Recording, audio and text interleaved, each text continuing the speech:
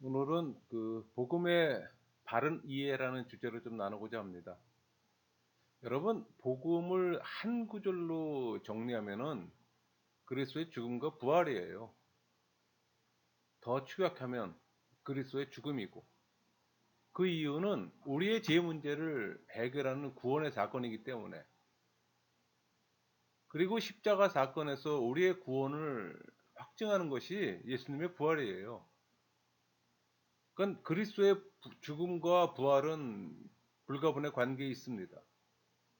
또 죽음과 부활은 우리를 위한 하나님의 구원 사역의 핵심이기도 해요.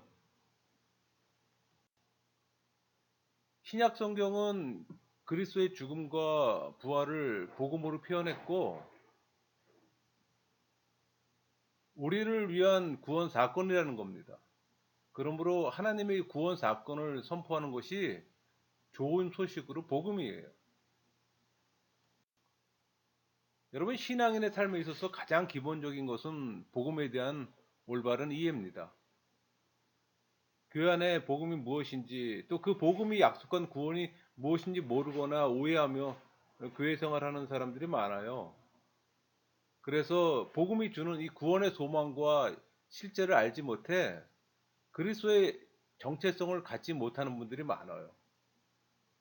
결국 교회에 열심을 갖고 있지만 바른 제자도의 삶을 살지 못하는 거죠. 이 사복음서에는 하나님의 나라라는 표현이 등장해요. 근데 이 표현은 구약에는 안 나와요. 그러나 개념적으로 보면 하나님의 나라는 구약에도 존재합니다. 그러니까 하나님이 왕으로서 선민을 다스리고 온 땅을 통치한다는 사상은 구약의 기본 사상이기 때문에, 그러니까 유대인들은 하나님의 통치가 있는 곳에 의와 평강과 자유 풍요가 있다고 믿었어요. 그래서 구약에는 여호와는 왕이시다라는 이 명사적 표현과 여호와가 다스린다는 이 동사적 표현이 자주 나옵니다. 또 가끔 그의 나라라는 또 말이 나오기도 해요. 또 다니엘서는 예수님의 하나님 나라에 대한 또 주요 배경을 또 제공하기도 합니다. 예수님이 하나님 나라 선포에 있어서 네 가지 전제가 있어요. 그러니까 성경의 구속자적 관점으로 또 설명할 수도 있습니다.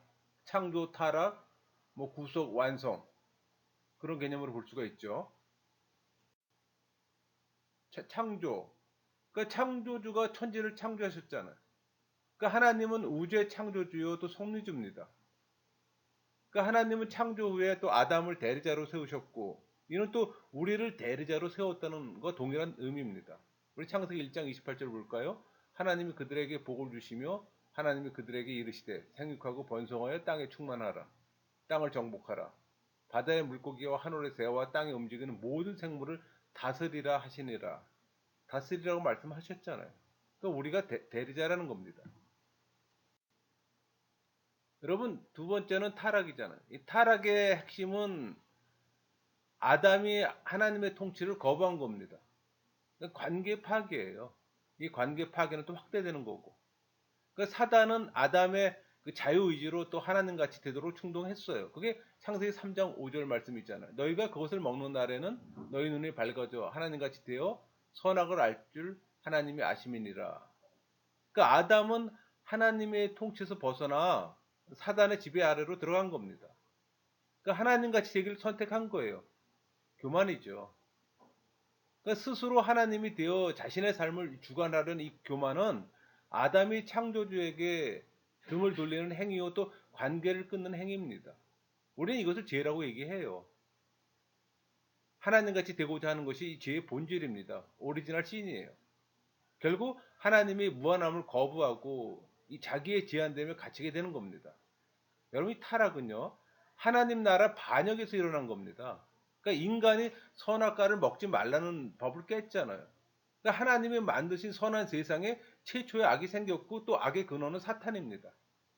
그러니까 사탄은 뱀을 통해 먼저 하와를 유혹하고 또 사탄은 거짓말로 하나님과 말씀을 또 불신하게 만들었어요. 그러니까 이 타락의 사건이 하나님의 왕권에 반역한 사건입니다. 성경이 말하는 원죄는 하나님의 주권을 무시하고 자신의 뜻대로 하려는 것, 즉 반역이란 사실이에요. 그러니까 말씀에 불순종으로 나타난 겁니다. 여러분, 인간은 유한합니다. 시간과 공간의 제한을 받잖아요. 또 지혜와 능력이 부족해 늘 불안하고 항상 문제 속에 빠져요. 또 사랑이 부족해서 항상 갈등을 겪잖아요. 그러니까 모든 형태의 고난이 결국 인간의 유연성에서 비롯된 겁니다. 여러분, 삶의 이 모든 고난은 죽음의 질환입니다. 그러니까 창조주로부터 그 분리된 이 결과로 죽음의 병에 걸리게 된 겁니다. 구원은 이 죽음의 권세로부터 해방이고 또 고난이 없는 또 온전한 삶이기도 합니다. 성경에는 우리의 삶이 죽음의 권세 아래 있다는 관점에서 말할 때 구원은 죽음에서 생명으로 옮긴 것이라고 말합니다. 또 구원을 현재적 삶과 구분해서 영생이라고 얘기해요. 그게 요한복음 5장 24절 말씀 보세요. 내가 진실로 진실로 너에게 이르노니 내 말을 듣고 또 나를 보내신 이를 믿는 자는 영생을 얻었고 심판에 이르지 아니하나니 사망에서 생명으로 옮겼느니라. 이 영생이란 이 단어 히브리어로 올람입니다. 뭐 영원, 가장 먼 시간에 그런 의미를 갖고 있어요. 헬라에서는 그 아이오니오스, 그러니까 영원한 지속적인 걸 의미해요. 결국 그 뜻은 하나님 나라에서 영원한 삶을 말하는 겁니다. 그러니까 창조주를 거부한 아담이 이 사단의 지배에서 벗어나 원위치로 회복해 하나님의 은혜 아래 살아야 한다는 것이 하나님의 나라인 겁니다. 세 번째가 이제 구속, 언약인데 구속주 하나님이 타락한 인간을 구원하기로 작정하고 행동하신다는 겁니다. 사실 성경 내용이 전체예요. 창세기 3장서부터 계시록 20장까지면 사실 성경이 전부잖아요. 앞뒤 빼놓고.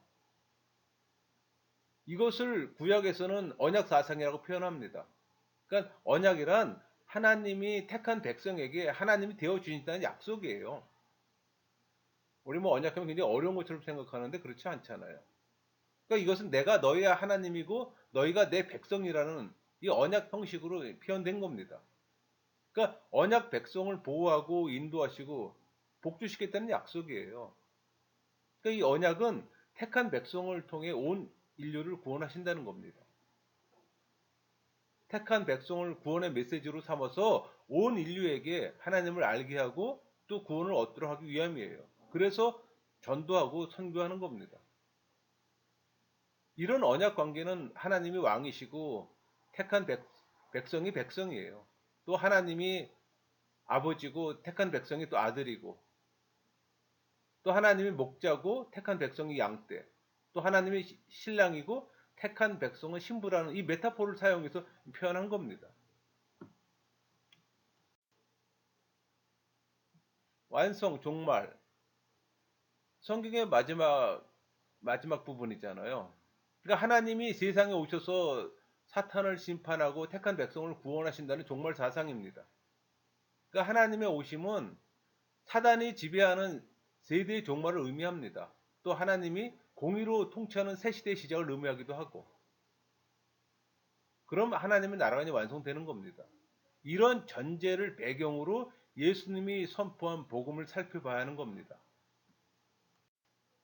여러분, 예수님은 하나님 나라가 곧 도래한다고 선포했습니다.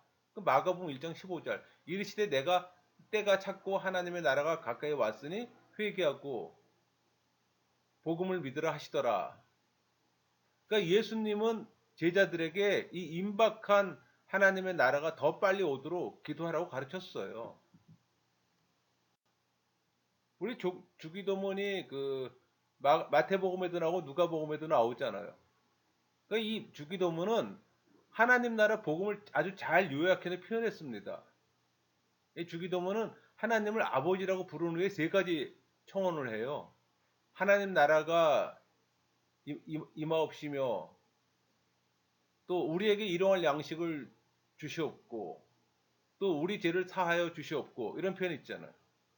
이 세 가지 청원 중 가장 기본적인 것은 첫 번째 나오는 하나님 나라가 임하시오며 그러니까 이것이 이루어지면 이뤄갈 양식과 제 용서는 하나님 나라가 오는 결과로 주어지는 복들입니다. 그러니까 예수님은 제자들에게 하나님 나라가 오도록 하나님으로부터 양식을 공급받고 죄의 용서를 받도록 기도하라고 가르친 겁니다. 그러므로 이 마태복음 6장이 산상수훈에 나타나는 이 주기도문의 강해는 바로 이 세 마디가 중심으로 이루어진 거예요. 여러분, 예수님은 또 먼저 하나님의 통치 아래 제사함을 받는 자는 이웃을 용서해야 한다고 강조합니다. 이것은 우리의 죄를 사하여 주소서 이 청원에 대한 해석이에요. 그리고 이거 마태복음 6장 14절 15절 읽어볼까요? 너희가 사람의 잘못을 용서하면 너희 하늘 아버지께서도 너희 잘못을 용서하시려니와 너희가 사람의 잘못을 용서하지 아니하면 너희 아버지께서도 너의 잘못을 용서하지 아니하시리라. 요 14절 15절이 이 12절에 대한 해석입니다. 또 예수님은 무엇을 먹을까, 무엇을 입을까, 이런 그 삶의 근본적 필요에 대한 불안에서 이 재물에 대한 우상 숭배를 심각히 경고합니다. 그러니까 우상 숭배는 사단 통치의 가장 절대적인 표현이잖아요. 예수님은 새도 먹이시고 들의 백합화도 입히시는 창조주 하나님의 노릇에 의지하는 자세, 그러니까 하루하루 그날을 위한 양식을 구하는 자세로 살라고 가르칩니다. 그러니까 예수님은 이 주기도문에 대한 이 강해를 한 줄로 결론도 맺어요. 그게 마태복음 6장 33절이에요. 그런즉 너희는 먼저 그의 나라와 그의 의를 구하라. 그리하면 이 모든 것들 너희에게 더하시리라. 여기서 우리는 예수님이 선포한 이 복음에 대해 배울 수가 있습니다. 그러니까 하나님 나라는 하나님이 통치하는 나라예요. 그러니까 하나님 나라의 도래는 용서와 해봉으로 하나님과의 올바른 관계로 회복되는 겁니다. 그러니까 하나님과의 올바른 관계는 또 이웃과도 올바른 관계를 초래하므로 인간들이 의인이 되고 또 그 사회는 또 평강을 누리게 되는 겁니다. 서로 맞물려 있어요. 또 예수님은 하나님 나라를 이 세상 것들로 인용해서 또 설명합니다. 하지만 하나님의 나라의 것들과 이 세상 것들을 동일시하지 못하게 비유로 말씀하셨어요. 그러니까 예수님은 이 추상적 언어와 이 물질적 언어를 피한 것은 하나님 나라의 초월성을 보호하면서 그것의 영적 의미에도 집중하고자 했습니다. 그러므로 우리는 이 뜻을 존중해서 하나님 나라에 대한 가르침을 생각할 때 신비주의를 경계해야 하고 또 물질적 체계로 생각하는 것들을 경계해야 합니다. 왜? 하나님 나라는 하나님의 초월에 속하는 거기 때문에. 그러므로 이 세상 것들은 어디까지나 하나님 나라에 대한 비유에 불과하지 그것의 실체일 수는 없어요. 그러므로 우리는 예수님 비유들의 이 영적인 의미에 집중해야지 그것들을 물질적인 것들과 동일시해서는 안 된다는 얘기입니다. 그게 우리의 한계예요. 우리가 접했던 거는 그 물질적인 것들이잖아요. 그러니까 그 수준에서 벗어나지 못하는 거예요. 그게 불신자와 종교인들의 모습이라면 이 비유를 말씀하신 이 내용을 영적으로 받아들일 수 있는 게 신앙인입니다. 그거의 차이예요. 왜? 우리 안에 내주하시는 성령님이 말씀으로 그걸 조명해 주기 때문에 우리가 그런 깨우침을 가질 수가 있는 겁니다. 그건 단순한 인간의 지성이나 이성으로 깨닫는 게 아니에요. 성령의 도움에 의해서 깨닫게 되는 것이 가능해지는 겁니다. 그래서 예수님은 하나님 나라를 혼인 잔치 비유를 통해서 묘사했습니다. 그러니까 잔치는 풍요와 뭐 기쁨, 사랑 등으로 상징하잖아요. 이 잔치 비유로 설명하라는 이 하나님의 구원은 하나님의 신성에 참여하는 삶, 곧 영생이에요. 또 하나님 나라를 상속받음의 비유로 표현했는데 하나님 나라의 입성은 우리가 하나님 자녀가 되어 창조주의 무한대 상속받음을 또 의미하기도 합니다.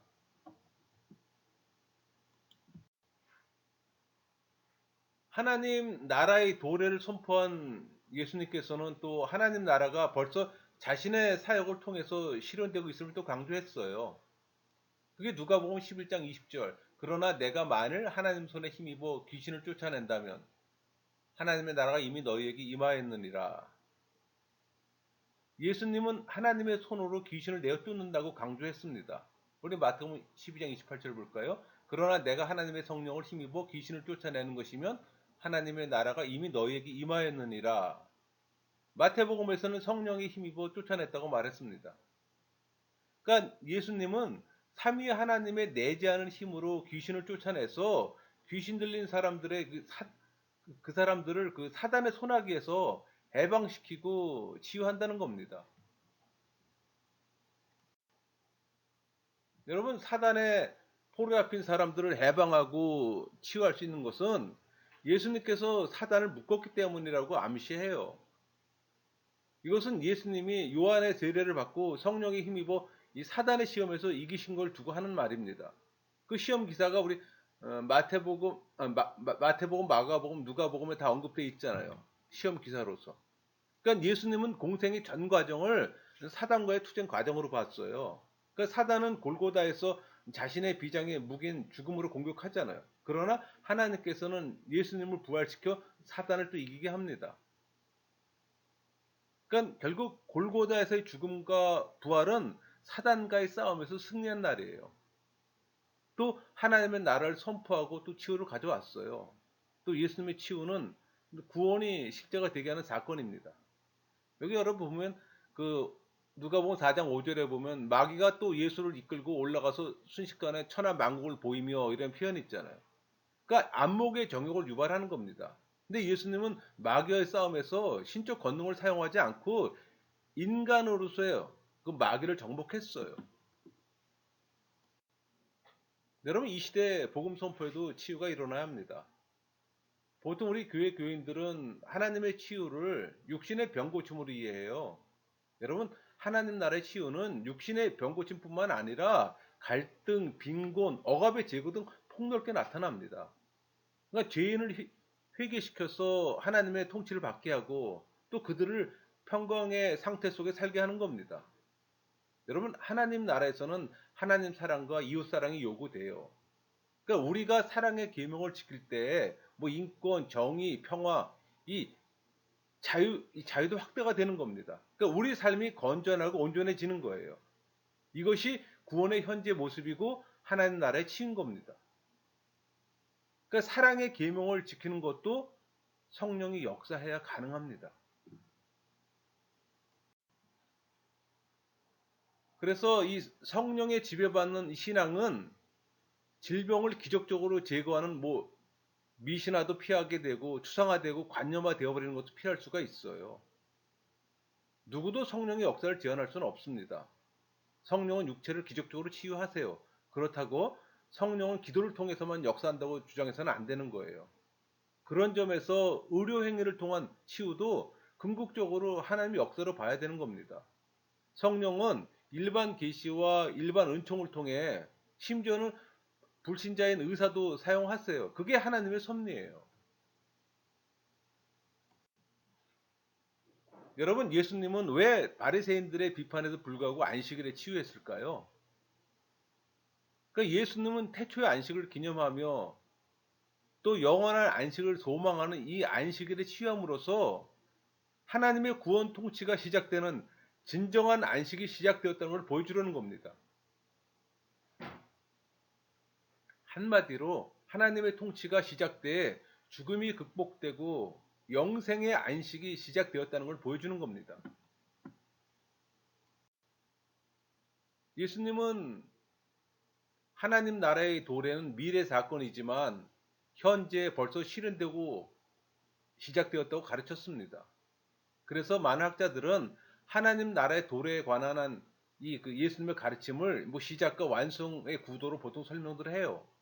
그러니까 예수님의 오심으로 이 하나님의 통치는 이미 실현되기 시작했어요. 또 미래의 완성을 향해 이미 시작한 겁니다.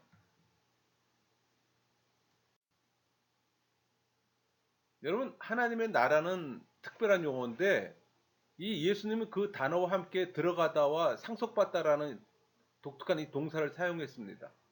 반대로 우리가 사용하는 만들다, 확장하다 등의 이 동사는 사용하지 않았어요. 이 같은 단어 사용해서 우리는 예수님께서 하나님 나라의 초월과 은혜를 강조하고자 한 사실을 이해할 수가 있습니다. 이 하나님 나라는 인간이 만들고 확장하는 게 아니에요.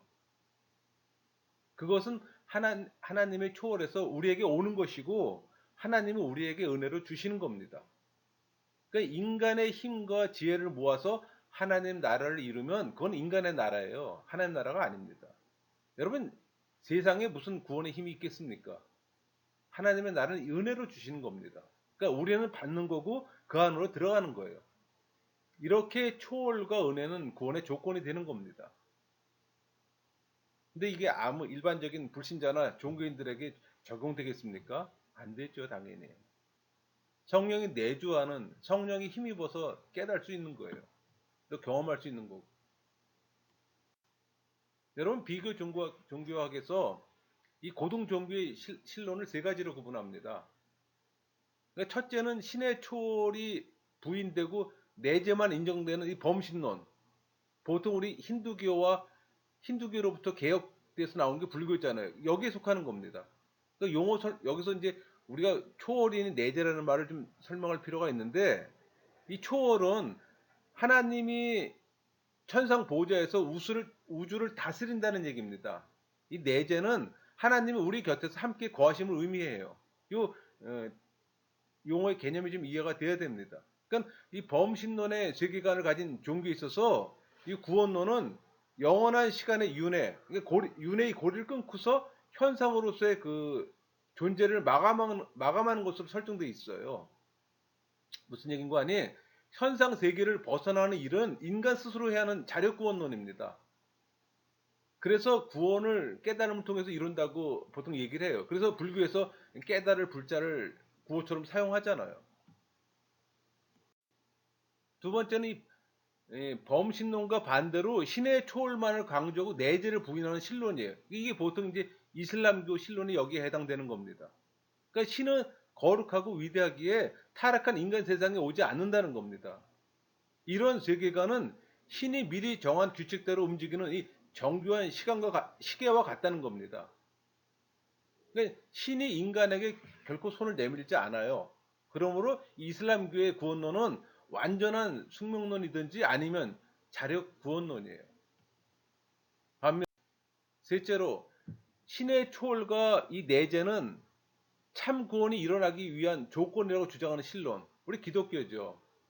그러니까 예수님이 계시한 이 하나님은 초월자이면서 동시에 직접 우리에게 오셔서 구원의 통치를 펼치는 신입니다. 그러니까 초월의 힘으로 내재의 한계성으로부터 우리를 구출해내는 거예요. 그러니까 성자 하나님이 계시한 이 성부 하나님, 즉 초월하시면서 동시에 내재하시는 하나님은 바로 삼일체론적 하나님입니다. 그러니까 삼일체 하나님만이 초월하시며 동시에 내재하시어 우리에게 자신을 계시하시고 구원을 이룰 수 있는 거예요. 여러분, 예수님은 이 공생의 사역을 통해 실현되어가는 하나님 나라에 대해서 시의 비유를 통해서 실현되어가는 과정으로 그 방법을 설명했습니다. 그게 마태복음 13장 31절 32절 말씀이에요. 또 비유를 들어 이르시되 천국은 마치 사람이 자기 밭에 갖다 심은 겨자씨 하나를 같으니 이는 모든 씨보다 작은 것이로되 자란 후에는 풀보다 커서 나무가 되며 공중의 새들이 와서 그 가지에 깃들이느니라.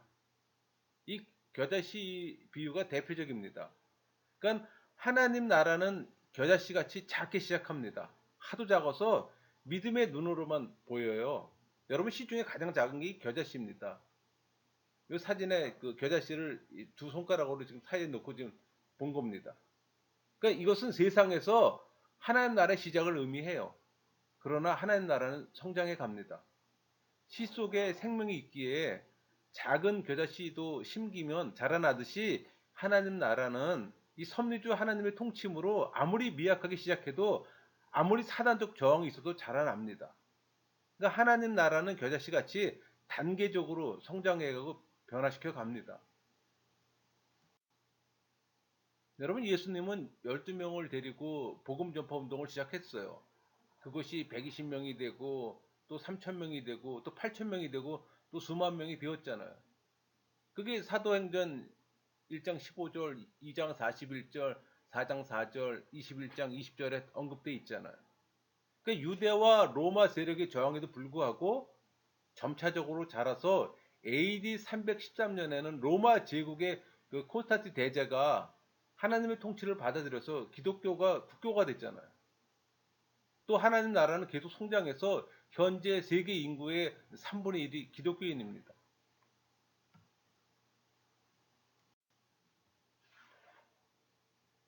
여러분, 예수님이 그 하나님 나라의 실현을 겨자씨 비유로 설명한 것은 또 당시 그 열심당의 혁명운동과 이 바리새파 경건주의 운동에 대한 비난을 내포하기도 해요. 그러니까 예수님은 하나님의 이름으로 로마 제국에 대항했잖아요. 또 혁명을 통해 메시아를 통치하는 이 신정체제를 구축하려는 이 열심당에 또 반대한 겁니다. 왜? 예수님은 혁명이나 투쟁으로 자리만 바꿀 뿐이지 불의한 관계 체제를 해결하지 못하는 걸 알고 계셨어요. 현대말로 하면 해방신학을 인정하지 않은 겁니다. 그러니까 예수님은 이 바리새파의 소극적 경건주의도 비판했잖아요. 이 바리새파의 경건주의로 자신의 몸과 뭐 양심이나 깨끗이 유지하기 위해서 하나님의 율법을 지키는 것이지 하나님의 통치의 평강이 이루어질 수 없기 때문에. 또 예수님은 이 하나님의 통치가 사랑으로 이루어진다고 봤습니다. 그래서 모든 율법들을 사랑의 계명으로 요약했어요. 누가복음 10장 27절 대답하여 이르되 내 마음을 다하며 목숨을 다하며 힘을 다하며 뜻을 다하여 주 너희 하나님을 사랑하고 또한 내 이웃을 내 자신같이 사랑하라 하였나이다. 예수님이 선언한 이 하나님 나라를 추상적으로 이해해서는 안 됩니다. 그것은 하나님의 통치를 가리키는 것이고 또 하나님의 통치는 우리 삶에서 하나님을 사랑하고 이웃을 내 자신과 같이 사랑하라고 요구로 온다는 겁니다. 여러분, 우리는 매 순간 갈림길에 놓여요. 판단과 선택의 순간마다 하나님의 뜻에 순종할 것인지 세속의 가치를 쫓을 것인지 결정하도록 요구받아요. 하나님은 우리에게 하나님을 사랑하고 이웃을 사랑하고 또 요구하십니다. 반면 사단은 내가 하나님이 되라고 내 지혜와 능력으로 편안과 안락을 확보하라고 유혹합니다. 그러기 위해서는 하나님 사랑, 이웃 사랑을 포기하라고 종용해요. 그게 사단의 실체예요. 여러분, 하나님의 사랑을 포기하면 우상숭배입니다. 예수님께서 경고한 이 우상숭배 형태는 제물로 자신의 편안과 안락을 확보하려는 태도예요. 우리 마태복음 6장 24절 대표적인 말씀이잖아요. 한 사람 두 주인을 섬기지 못할 것이니 혹 이를 미워하고 저를 사랑하거나 혹 이를 중히 여기고 저를 경히 여김이라. 너희가 하나님과 제물을 겸하여 섬기지 못하느니라. 여러분, 부자가 하나님 나라에 들어가는 것은 낙타가 바늘구멍에 들어가는 것보다 어렵다고 얘기했습니다.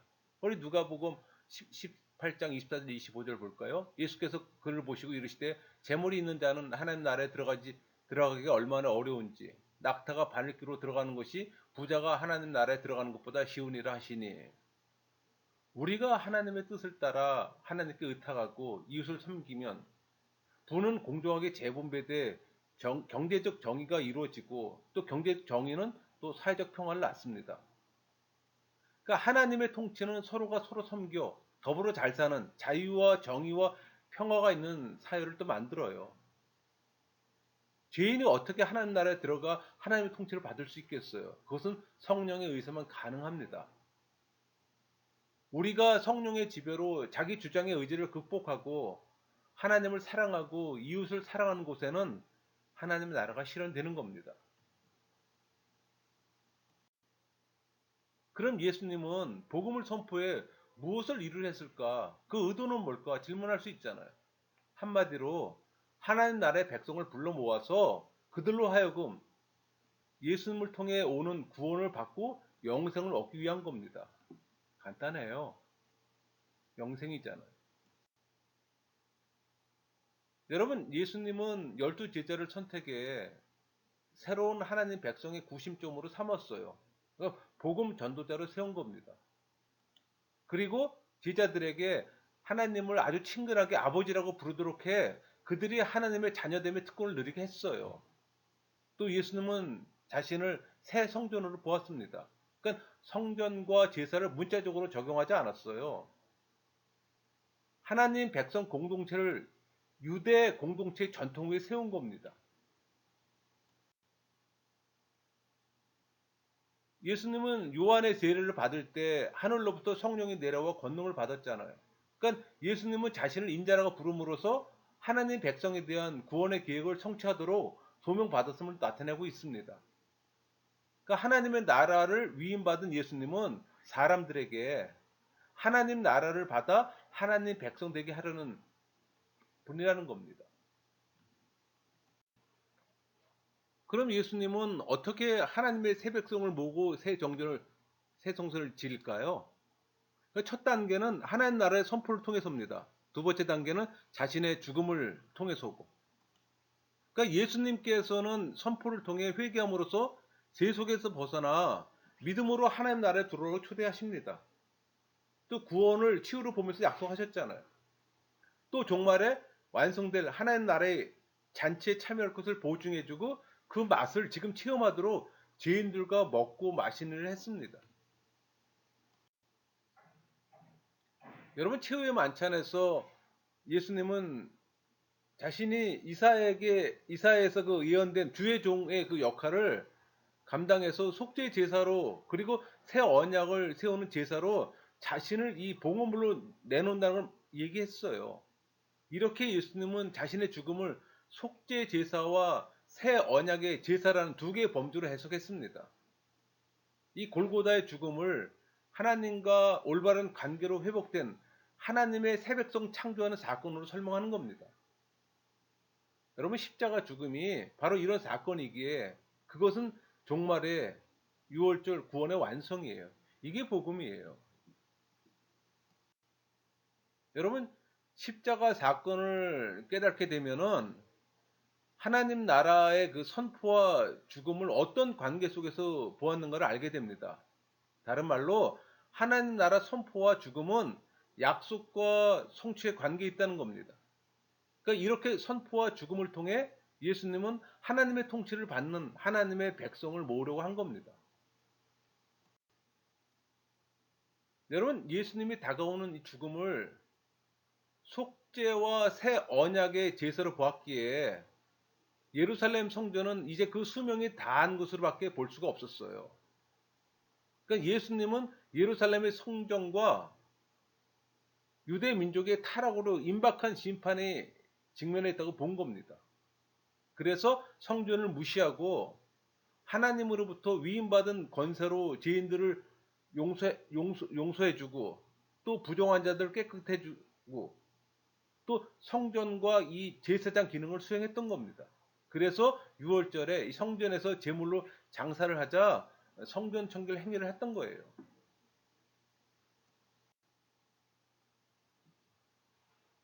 여러분 그 제사장 무리들은 그 예수님의 성전 청결 사건을 구실로 해서 체포했잖아요. 그리고 산헤드린 재판에 회부했어요. 이 재판에서 이 대제사장은 우리 사무엘하 7장 12절에서 14절까지 말씀 이게 다윗의 언약이거든요. 이 다윗의 언약에 근거해서 신문했고 또 그것에 근거한 질문은 그 마가복음 14장 58절 손으로 지은 이 성전을 내가 헐고 손으로 짓지 않은 다른 성전을 4월 동안 지으리라. 또 마가복음 14장 61절 내가 찬송받을 이 아들 그리스도냐? 여러분 한 질문에 두 표현입니다. 그러니까 예수님이 새 성전을 건축하겠다고 주장한다면 그것은 분명히 이 다윗의 언약을 성취하는 다윗의 아들 곧 하나님의 아들이라고 주장하는 셈이에요. 이 첫 번째 질문에 대한 대답을 얻지 못하자 후자 쪽으로 물어본 겁니다. 이 두 번째 질문에 예수님이 답을 했어요. 그게 마가복음 14장 62절이에요. 예수께서 이르시되 내가 그 나라 인자가 권능자의 우편에 앉은 것과 하늘 구름을 타고 오는 것을 너희가 보리라 하시니. 그러니까 이 대제사장은 하나님의 이름을 욕되게 하는 이 신성 모독죄를 저질렀다 하여 사형 언도를 내립니다. 대제사장이 보기엔 인간 예수가 메시아 또는 하나님의 아들이라고 주장한 것이 신성 모독죄가 아니라 성전을 때려 부시겠다고 한 것이 신성 모독죄가 된 겁니다. 예수님이 하나님의 아들이라고 수긍한 것은 곧 다윗의 언약에 의거해 이 성전을 짓겠다는 것을 의미하는 겁니다. 여러분 구약에 의하면 성전은 하나님의 이름을 거처하는 곳이잖아요. 그러므로 성전을 부수어 버리겠다는 것은 곧 하나님의 이름을 욕되게 한 죄, 곧 신성 모독죄를 범한 겁니다. 대제사장과 사내들인 공예는 예수님을 총독 빌라도에게 고소하잖아요.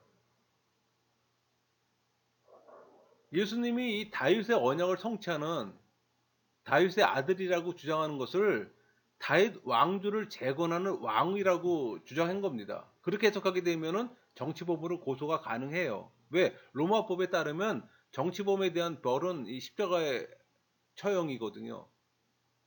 근데 만약에 모세 법대로 돌로 쳐 죽이는 사형을 만약 집행한다면 오히려 예수님이 그 당시 그 유대에 만연됐던 상황에서는 선지자가 패역한 백성에서 순교당한다는 그 사상이 있었거든요. 그러면 오히려 예수님이 선지자가 되는 거예요. 그러면 예수님이 하고자 하는 그 일이 오히려 더 큰 운동으로 번질 수가 있었던 겁니다. 그래서 로마법에 의해서 십자가에 매달리게끔 정치범으로 고소한 거예요. 왜? 십자가형을 달리게 되면 어떤 결과를 초래하는 거 아니? 신명기 21장 23절 말씀처럼 나무에 달린 자는 하나님께 저주를 받았습니다. 그러니까 예수님을 하나님 저주받은 자로 만들려고 했던 겁니다. 그래서 정치범으로 고소한 거예요. 그러려면은 왕이라는 새로운 체제를 만드는 사람으로 몰아가야 되기 때문에 로마 제국에서 인정할 수가 없는 거죠, 그거는. 그런데 예수님은 부활해서 제자들에게 나타났어요. 부활은 하나님만이 할 수 있는 일이잖아요.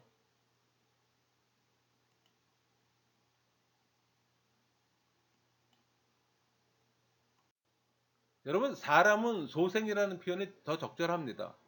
그러니까 하나님께서 부활시키셨다는 것은 그의 공의를 선언한 겁니다. 그렇다면 예수님이 하나님 나라 선포를 하나님이 전적으로 승인한 거예요.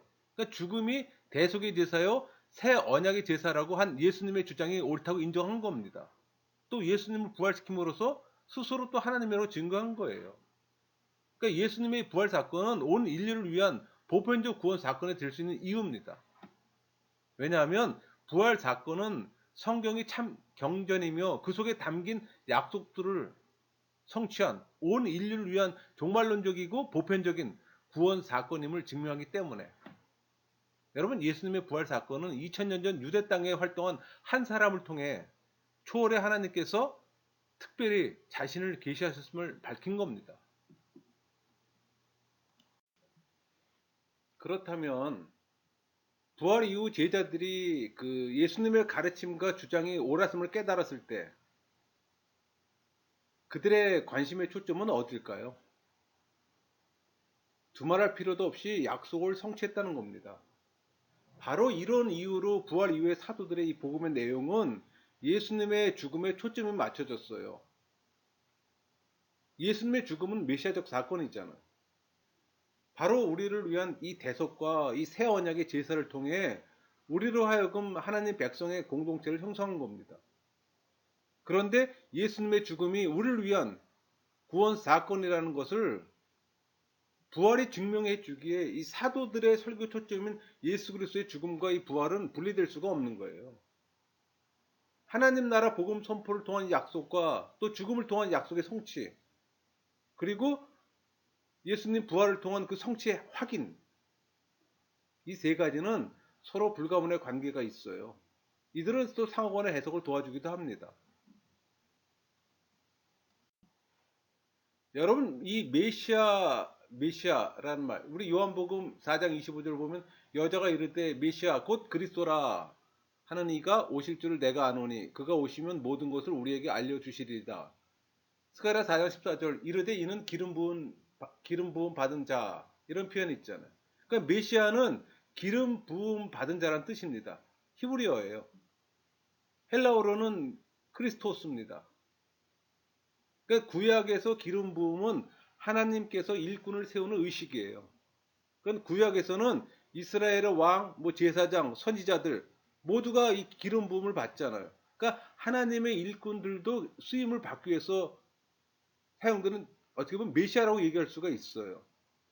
메시아는 원래 보통 명사입니다. 근데 이 보통 명사가 이 신구약 중간 시대에는 유대인들이 종말에 있을 하나님의 구속에 대한 기대가 간절했잖아요. 그때부터 하나님의 종말의 구원을 이루도록 세워질 일꾼을 지칭하는 고유 명사를 발전한 겁니다. 한마디로 예수님께서 하나님의 기름 부으심 받은 분으로서 하나님의 일을 하시어 하나님의 종이란 뜻이에요. 그러니까 예수님이 메시아라는 말은 예수님이 종말의 구원자란 뜻입니다. 이 사도들은 그 죽음과 부활의 복음을 선포해 사람들로 하여금 이 믿음으로 구원의 첫 열매를 받아 누리고 또 그리스도의 재림 때에 그것의 완성을 받으라고 권면했어요. 또 요한계시록은 성도들의 죽음이 하나님께 더 가까이 나아가나 그럼에도 불구하고 구원의 완성을 기다리는 상태라는 겁니다. 그 말은 양면을 가지고 있다는 것을 잘 나타내기 위해서 죽은 성도들의 영혼들이 하늘의 제단 아래서 당분간 대기하며 쉬고 있다는 걸 그리는 거예요. 그게 계시록 6장 9절에서 11절의 말씀입니다. 지금 우리가 받은 이 성령의 처음 읽은 열매는 영원한 생명에 대한 보증금이기에 그 구원의 완성을 확신할 수가 있는 거예요. 여러분 6장 9절에서 11절 이 말씀은 다섯째 인, 그러니까 우리 그 인, 나팔, 제왕 이 심판의 형태에서 그 인에서 다섯째 인의 사건으로 순교자의 탄원으로 하나님 말씀과 복음 증거 때문에 그 죽음을 당한 순교자의 영혼에 대한 묘사거든요. 그러니까 하나님께서 이 순교자들에게 흰 두루마기를 주시는 것은 그 영생과 승리를 보장하심을 또 시사합니다. 또 순교자의 기도를 통한 심판의 필요성과 또 심판의 지연을 또 예고하기도 해요. 여러분 칭의는 이 법정적 메타포예요. justification. 그러니까 예수님이 우리를 대표해서 우리 죄를 대신했기 때문에 우리가 복음을 믿으면 그 칭의의 효력이 발생한다는 겁니다. 그러니까 구원의 은혜를 드러내는 데는 이 복음의 칭의의 메타포로 표현한 것이 가장 효과적이에요. 여러분 우리가 일반적으로 쓰는 의, 하나님 의하고는 약간 다른데 일반적인 의부터 한번 말씀드려 볼게요.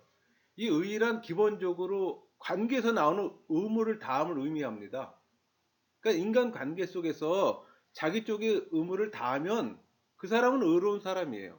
그럴 때 그 관계는 또 원만히 지탱되고 그러므로 의를 그 관계를 지탱하는 요소로 정의할 수가 있어요. 그 원만함은 또 화평을 가져오는데 그게 평안이고 그러나 만일 관계자의 당사자들이 서로에게 의무를 다하지 않았다면 그 당사자들은 불의하고 또 그 관계는 갈등에 빠져요.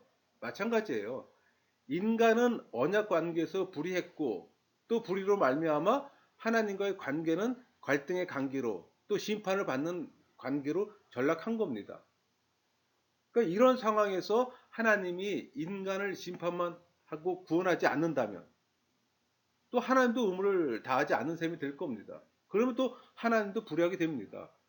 이렇게 되면 인간에게는 또 소망이 없게 되고 그런데 성부 하나님은 성자 하나님에게 전권을 주고 보내 십자가에서 우리를 대표해서 죄에 대한 심판을 받게 합니다. 그러니까 우리 죄를 덮어버리는 봉헌물이 된 거예요. 이것을 사도 바울은 의로 해석합니다. 그래서 하나님의 의가 계시되었다고 말하는 거예요. 그러므로 이 하나님의 의란 피조물에 대한 사랑이고 또 하나님의 은혜와 또 동의어가 됩니다. 여러분 하나님이 우리를 의인으로 칭함은 우리를 하나님과 올바른 관계로 회복된 인간이 되게 한 겁니다. 사단에서 벗어나 하나님의 통찰으로 옮겨졌다는 겁니다. 그러니까 의인됨과 하나님의 자녀됨은 본질적으로 같은 의미예요. 그러니까 구원의 익은 이 열매를 받았다는 것은 하나님과의 올바른 관계가 형성됐다는 말입니다. 그러니까 구원의 완성은 재림 때 있을 겁니다. 지금 우리에게 요구되는 것은 우리가 예수의 믿음으로 하나님과 올바른 관계에 머무르는 겁니다. 곧 의인의 상태에 머무르는 거예요. 그럼 우리는 재림 때 또 구원의 완성을 얻을 거고. 여러분, 의인의 상태에 머무른다는 것은 사랑의 계명으로 오는 하나님의 통치를 받는 걸 의미하기도 해요. 그래서 사도 바울은 성령이 우리를 의인의 상태로 붙들고 계시는 이 하나님의 의로심을 상기시킴으로써 우리의 구원의 완성에 대해 확신을 주고 또 자신도 또 위안을 받아요. 우리 빌립보서 1장 6절 너희 안에 착한 일을 시작하신 이가 그리스도 예수의 날까지 이루실지를 우리는 확신하노라. 한 번 구원은 이 영원하다는 믿음에 대한 신뢰에서 오는 구원의 확신과 이 최후의 심판 때를 늘 생각하며 경외함으로 의인의 삶을 또 살아야 합니다. 이 두 측면들이 서로 긴장을 일으키면서 우리에게 함께 있을 때 우리는 또 건전한 신앙생활을 할 수가 있는 거예요. 이 둘은 논리적 긴장을 풀 수가 없어요. 이 긴장의 요소를 풀면 결국 한쪽을 경시하게 됩니다. 이것은 옳지 않잖아요. 그러니까 구원의 확신 없이 불안해하는 것은 바른 신앙이 아니에요. 그렇다고 경외감 없이 방종에 의의 열매를 맺지 않는 것도 바른 신앙은 아닙니다. 또 사도 바울은 이 대속의 죽음을 통해 일어난 구원을 하나님께서 죄인들을 자신에게 화목이라는 그 메타포로 설명을 합니다. 그게 이제 골로새서 1장 20절에서 22절 말씀이에요. 그의 십자가의 피로 화평을 이루사 만물 곧 땅에 있는 것들이나 하늘에 있는 것들이 그로 말미암아 자기와 화목하게 되기를 기뻐하심이라. 전에 악한 행실로 멀리 떠나 마음으로 원수가 되었던 너희를 이제는 그의 육체의 죽음으로 말미암아 화목하게 하사 너희를 거룩하고 흠없고 책망할 것이 없는 자로 그 앞에 세우고자 하셨으니. 이것은 죄인들을 하나님과 갈등 관계에 있는 것으로 보고 이 대속의 죽음을 화목 제사로서 갈등을 제거하고 화평을 이룬 것으로 보는 겁니다. 그러니까 화목도 하나님의 은혜에서 비롯되는 거예요. 그러니까 성부 하나님께서는 성자 하나님을 화목 제물로 바쳐 죄인들을 자신에게 화해시켰다는 것을 강조하는 말씀이기도 해요. 여러분, 에베소서 2장 1절에서 10절은 하나님의 은혜가 주제라면은 11절에서 22절까지는 예수님의 새로운 다민족 가족에 대해서 상당히 다르거든요. 근데 이 사도 바울은 이 그림 언어, 메타포죠. 그림 언어를 에베소서 2장 11절에서 19절에서 그리스도 안에서 뭐 유대인들과 이방인들이 화해됨을 또 적용시킵니다. 그러니까 화목 제사는 죄인들을 하나님께 화해시키고 또 유대인들과 이방인들을 서로 화해시켰다는 겁니다. 그 결과로 태어난 교회는 하나님에게 화해되고 또 서로에게 화해된 신자들의 공동체로서 하나님의 한 백성이에요. 그러니까 하나님에 대한 사랑은 또 이웃에 대한 사랑으로 표현되듯이 하나님과의 화해는 결국 또 이웃과의 화해를 동반해요. 그러니까 그리스도 안에서 이루어진 하나님의 화목이 개인, 공동체, 민족들 간의 화해로도 실제가 되어 갑니다.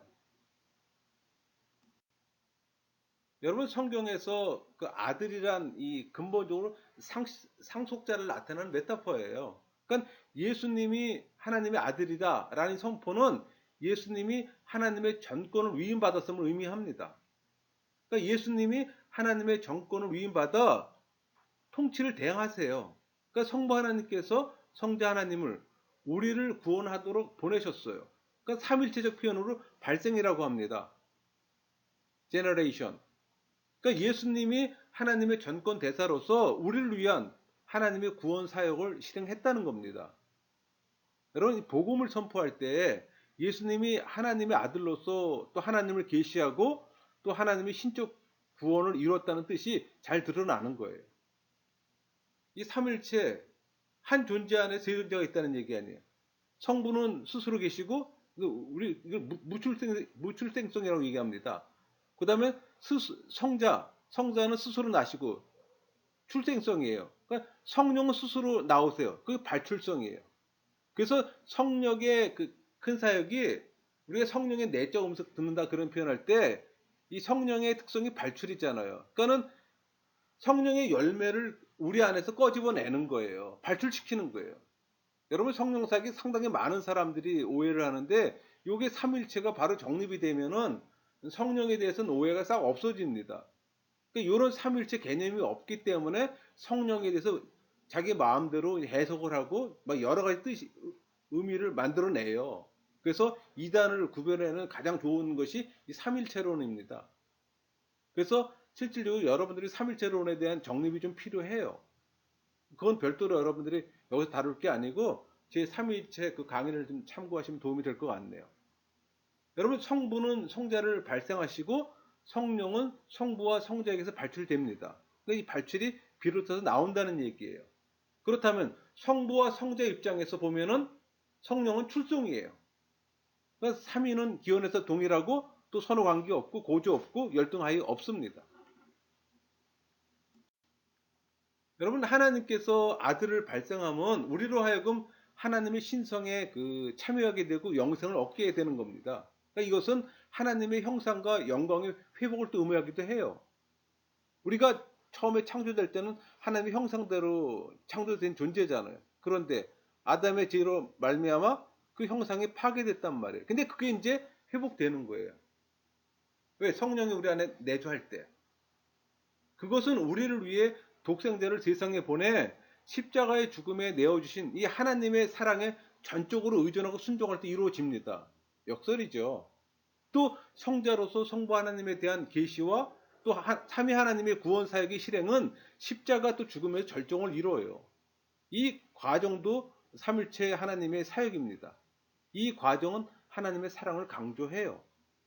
여러분, 이 골고다 죽음이 우리를 위한 구원에 이룰 수 있는 것은 그것이 하나님의 사랑 때문이에요. 예수님은 하나님의 아들이며 그리스도입니다. 이 말씀이 그리스도인의 출발이에요. 로마서 1장 4절 성결의 영으로는 죽은 자들 가운데 부활하사 능력으로 하나님의 아들로 선포되셨으니 곧 우리 주 예수 그리스도니라. 그 초대 그리스도인들이 예수가 메시아다라고 선포할 때 그들은 예수님이 공생애 뿐만 아니라 부활 이후 현재도 주권을 행사하고 있음을 또 의미하기도 합니다.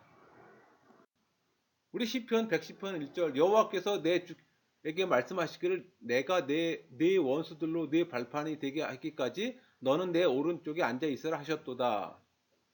예수님의 제자들은 예수님의 부활을 시편 110편 1절의 성취로 보았습니다. 그러니까 왕의 오른쪽에 앉으면 고대 근동에 왕의 건설을 대행하는 2인자 목이에요.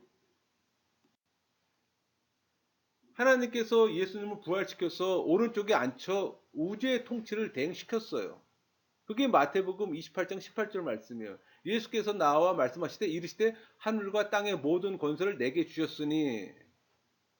그러니까 예수님 생전에 그 땅에서 하나님 나라를 선포하며 사단을 꺾고 또 하나님의 통치를 보였던 이 예수님이 이제는 부활의 능력으로 사단의 세력을 제압하고 또 하나님의 통치를 실현하게 된 겁니다.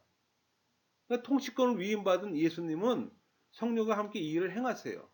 그게 사도행전 2장 33절 말씀이에요. 하나님의 오른손으로 예수를 높이심에 그가 약속하신 성령을 하나님께 받아서 너희가 보고 듣는 이것을 부어주셨느니라. 마태복음 16장 16절 시몬 베드로가 대답하여 이르되 주는 그리스도시요 살아계신 하나님의 아들이시니이다. 여러분 그 주 예수에 대한 고백 중 가장 완벽한 가운데 하나로서 기독교 신주의 핵심을 이룹니다. 주는 그리스도시요 살아계신 하나님의 아들이시니이다. 이 고백에 예수님의 인성과 신성 또 예수님께서 이 땅에 오신 목적 예수님의 본질적 신분들이 다 담겨 있어요. 그러니까 우리가 예수 그리스도시다라고 고백하는 것은 예수님 주권에 순종할 것을 서약하는 거예요. 예수님은 우리에게 사랑의 계명 요구로 그의 주권을 행사하십니다. 그러니까 하나님께 의지함과 예수님에 대한 순종이 분리할 수 없는 이 동전의 양면이듯이 하나님의 사랑과 이웃 사랑도 불가분의 관계예요. 그러니까 하나님을 사랑하면서 이웃을 사랑하지 않는다? 그 신앙은 미신이에요, 여러분.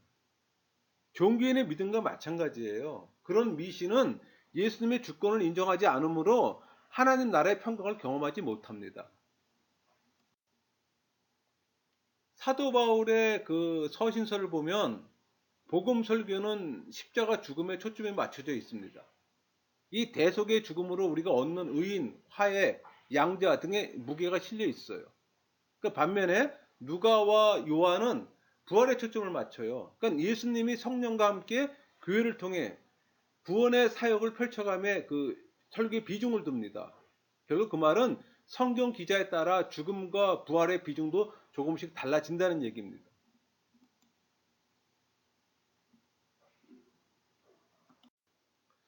여러분, 그 히브리서는 예수님의 죽음과 이 부활의 구원의 의미를 강조하는 복음 설교 형식을 보여주는데, 예수님은 하나님의 최종 계시자며 대제사장이며 또 우리를 대표하기 위해 성육신에서 고난을 겪으심을 또 강조합니다.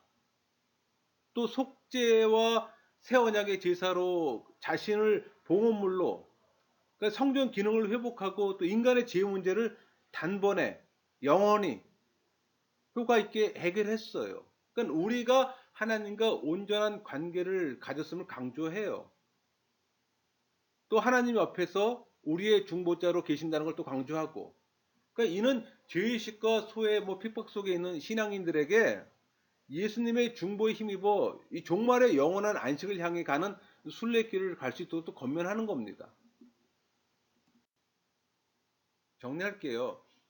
여러분, 현대 교회도 신약 성경의 가르침에 따라 복음을 또 폭넓게 다양하게 선포해야 합니다. 복음을 여러 가지 형태로 선포하는 것은 교회가 처한 시대와 장소가 다르기 때문에, 그러니까 복음을 다양하게 선포하는 것은 균형 있고 건전한 신앙생활에 영향을 줘요. 성경에 무지하고 교리적 이해 없이 전통만을 고집하는 것도 바람직하지 않아요. 성경과 교리에 대한 이해가 성숙해져야 합니다. 그리스도의 복음이 삶의 상황에 맞게 또 전해야 하고, 또 복음이 주는 이 구원이 열매 형태로 또 구체화되어야 합니다. 그게 복음의 본질이기도 해요. 또 복음이 우리에게 주는 결과이기도 하고, 그러니까 여러분이 이 복음에 대한 바른 이해함이 형성될 때 여러분이 진정한 신앙인임을 깨닫게 되는 겁니다. 복음에 대한 바른 이해 없이 신앙이라고 말할 수 없잖아요. 강의를 마치겠습니다.